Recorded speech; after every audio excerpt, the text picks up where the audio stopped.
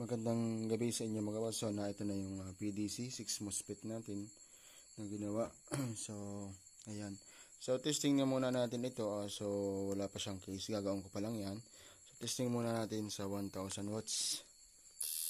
Nakalow yung frequency. Tapos, nakalow yung toggle switch.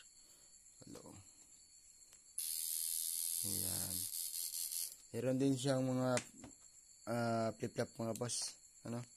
So, yan. Adjust natin half yung frequency. Full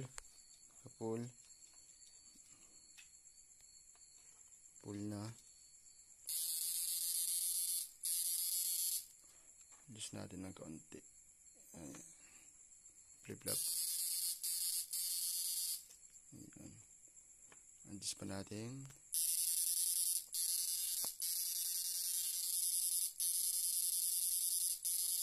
Power. So, high natin yung yung toggle switch niya.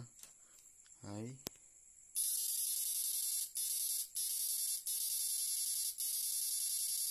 Ayan.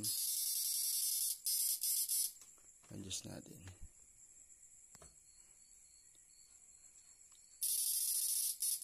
Bilis. Ayan. Adjust pa natin. So, yung clip na pa tumutulong siya mapalutang yung isda. Mga boss? Ayan. Okay. Mayroon din siyang lower mga boss. May delay of pan.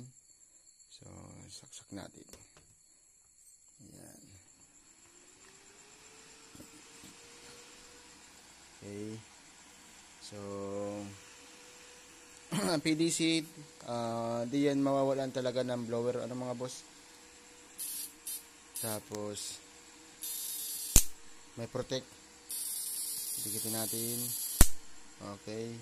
Shut off yung unit. Pag di mo ulit pipindutin, nagdikit siya yung output. Yan, nagdikit. O, tinanggal mo na. So, pipindutin mo ulit. Yan. Okay, gumagana. Dikitin natin. Yun. Okay. Shut off yung unit. Okay, shut off. Okay. May protect yung ginagawa natin PDC. Ayan. Sa mga gusto pong magpagawa ng PDC, PM lang po kayo mga boss. So, ito ilalagay pa natin sa case. So, ayan. So, order ito ni Boss De Mesa. Ayan. Roger De Mesa. Okay. So, boss, natin na yung unit mo po. Lalagyan na natin gagawa na natin ng case yan. So, pwede nang i-ship sa iyo para magamit mo na.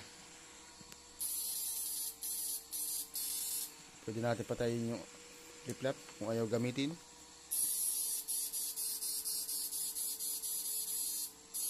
Power, lakas. 6 MOSFET lang yan mga 6 MOSFET lang yan mga boss. Yan, 6 MOSFET.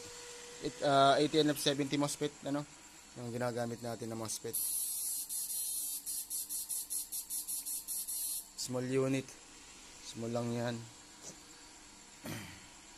Low, lagyan natin sa low.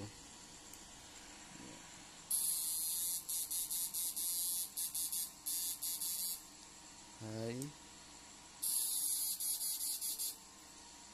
Adjust natin yung frequency. Adjust sa pinaka low na. Yan.